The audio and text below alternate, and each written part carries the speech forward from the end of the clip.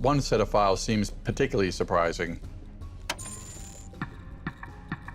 The CIA said there was a significant amount of pornography found on these computer drives. I don't know if bin Laden utilized that pornography, but if he did, it wouldn't surprise me. Biology trumps ideology. On May 2, 2011, the U.S. military succeeded in taking down Washington's #1 target, Osama bin Laden. However, something else happened that day. The SEALs in charge of the raid asked to stay a few extra minutes on the scene to collect a large number of files from the Al-Qaeda leader's personal computers. In this way, his biggest secrets were left in the hands of his worst enemies. One in particular was extremely disturbing. Despite being banned by Islam, the terrorist had his hard drives flooded with sexual images and videos. So, was the man who took his religion and ideology as the driving force for war really a fraud? Or was he hiding something else behind those files? We know that Al-Qaeda used pornography to send messages, so they embed encrypted messages in pornographic photos. In this new video from Military Force, we will discover what bin Laden jealously hid in order to understand if he used those sexual files as a facade to plan the worst attacks ever seen, or if his life was a great contradiction between ideals and actions. Let's analyze what accompanied him until his last days and thus build his X-ray of evil. Let's begin. A large amount of videos were found, hundreds of propaganda videos.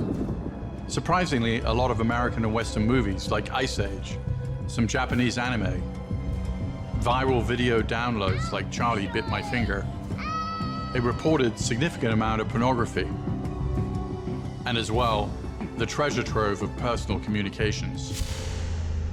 Before September 1, Osama bin Laden was virtually unknown in the West to the vast majority of society, even though he was already among the FBI's 10 most wanted men.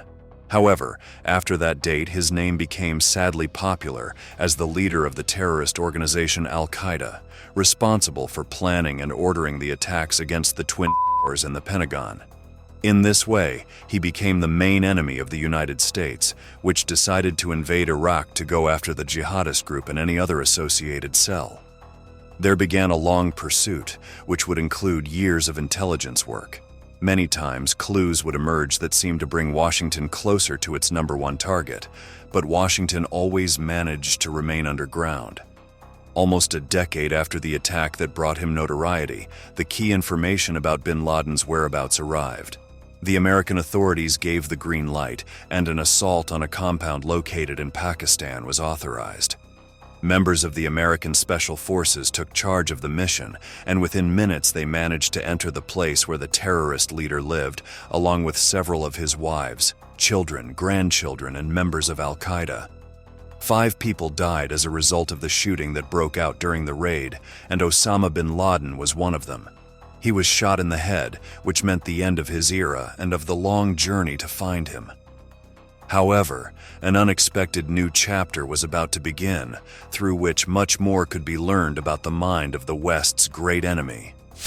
The mission was supposed to be completed within 30 minutes, but the SEALs asked for extra time on the ground when they discovered the electronic gear and computers on the 2nd floor. We're talking a massive volume of files, including text, audio, and videos. And for the first time, we had Al-Qaeda's letters that were not meant for public consumption. These were Al-Qaeda's closely guarded secrets, and they're brimming with revelations. All of this material was analyzed for several years in the shadows, until in 2017, the CIA made public thousands of files, leaving aside those protected by copyright or considered sensitive to national security. In any case, what was released by the American agency allowed us to build a fairly detailed idea about what the structure of the jihadist organization had been under the command of Osama bin Laden. It was also possible to see what the leader's life was like in the Pakistani complex, and fundamentally, to recreate a profile of that criminal mastermind. Among the records were recordings in which he practiced public speeches, never-before-seen home video footage of his family, and even the news sites he constantly visited to find out how and what was said about him. There were also clippings from a personal diary and letters that he exchanged with other high-ranking al-Qaeda officials about the organization. Here we find the first piece of information that powerfully caught the attention of the people who were in charge of analyzing all the information found. One of the biggest surprise is to discover that Al-Qaeda was shattered post 9/11. The public statements of Al-Qaeda's leaders continued to cheer various international terrorist attacks that occurred post 9/11.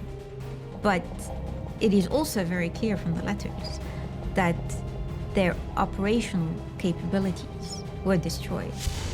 The arrival of U.S. forces in the Middle East had achieved more than they had imagined. Their presence meant gradually destroying the structure of the fearsome terrorist group. Although this was what Washington was looking for, it had been difficult to know how effective their raids were, since the true size of the network that al-Qaeda had built was not known exactly.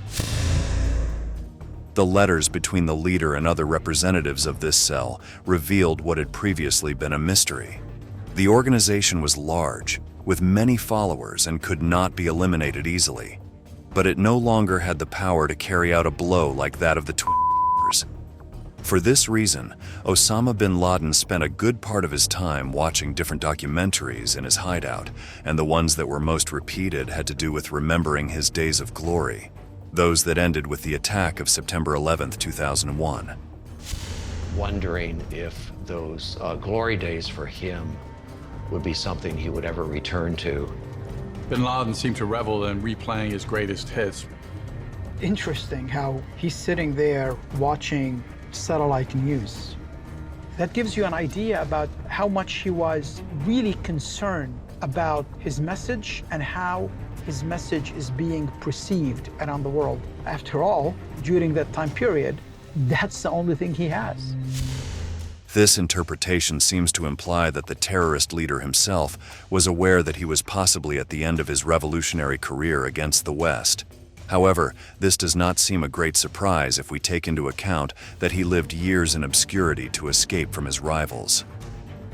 Now, if we must talk about one of the points that most surprised the CIA, it is necessary to return to the great controversy with which we began this video: pornography. A large number of files of this type were found on bin Laden's hard drives, and although it may seem something minor compared to his actions, it is the greatest contradiction behind the figure of the terrorist leader. This is because the founder of al-Qaeda was failing to comply with his own religious ideology, the one on which he based himself meticulously to unleash one of the largest wars on the planet. Thus, what could have been a simple banality that reflects the feeling of loneliness and the needs of someone who finds himself locked in a complex that he cannot leave. It became one of the most decisive facts. It could destroy the image of bin Laden and his entire struggle. However, some of the experts who analyzed the presence of pornography in the jihadists' files also gave rise to another view. It's absolutely prohibited in Islam and I think most faiths. And I just want to point out one really important point here. Whether or not they were watching porn really doesn't concern me that much, because they were also killing people. And that is far more prohibited by the Quran than watching sex. Undoubtedly, the justifications for killing in the name of God were much more complex than those for having pornographic content on a computer. This view changed the focus of the controversy over Osama bin Laden and even opened up the possibility of new explanations. Some of the people in charge of analyzing the material of the leader of al-Qaeda wondered what was really being used for this large quantity of sexual images and videos. The conclusion was reached that the terrorists were capable of finding irony in using this as part of their planning, knowing that in the West more importance would be given to the contradiction, overlooking what was really important: secret messages. There is softwares where you encrypt a message inside a pornographic video or a pornographic picture. When you have the code on the other side, that porn photo is suddenly a message. Suddenly, pornography had become just another tool to spread terror to every corner of the world. These alternatives are what made the work of the CIA and all the experts who had the thousands of files of Osama bin Laden in their possession extremely difficult. Deciphering the true use that was given to this material is impossible without having the rest of the pieces of the puzzle. As if that were not enough, the expenditure of resources in an exhaustive intelligence work, which could or couldn't yield results, is an enormous risk when there is also the possibility that what was found did not even belong to the leader of Al-Qaeda. Complicating the picture, bin Laden was using used computers, and so when the CIA recovered the files, some of this material may have been from a previous owner. For all these reasons, we need to proceed with caution about some of the conclusions we draw from these hard drives. It is true that the large amount of sexual content attracted a good deal of attention because of the contradictions it represented in the figure of bin Laden. But that was not the only thing. There were also recordings of Hollywood films, often childish for the children who lived in the Pakistan complex. The consumption of Western products is another of the controversies about how the extremists gave an image to the outside world, but behind closed doors they could be more flexible. Another aspect that can show this has to do with the role of women. In the Muslim religion, the female gender is relegated from positions of authority and power. However, it was known how important the leader of Al-Qaeda gave his daughters when making important decisions about the organization. One of the unique documents, 220-page family document that was handwritten, it transcribed family conversations that occurred in the compound during the last 2 months of bin Laden's life. We find the extent to which bin Laden didn't just rely on his daughters, he actively solicited their support. Women do not play an active and public role in Al-Qaeda, so it was quite surprising to find out how critical bin Laden's daughters were for the work of Al-Qaeda.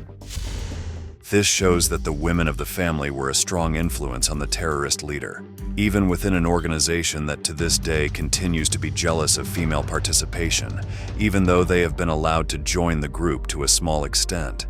This type of information is what the United States Armed Forces managed to capture in the midst of one of the most important missions of this century. Thanks to this, a more complete X-ray of the structure they are facing has been built. In addition, it has become clear that not everything is what it seems, even when talking about a person who was pursued for years in order to get to know him thoroughly. The complexity behind the figure of Osama bin Laden and Al-Qaeda will serve to be prepared for the future, understanding that you can expect anything from the enemy and you must always be ready to face their secrets. And now, after having known the most popular terrorist in history from the inside, the time has come to say goodbye. Thank you very much for staying until the end.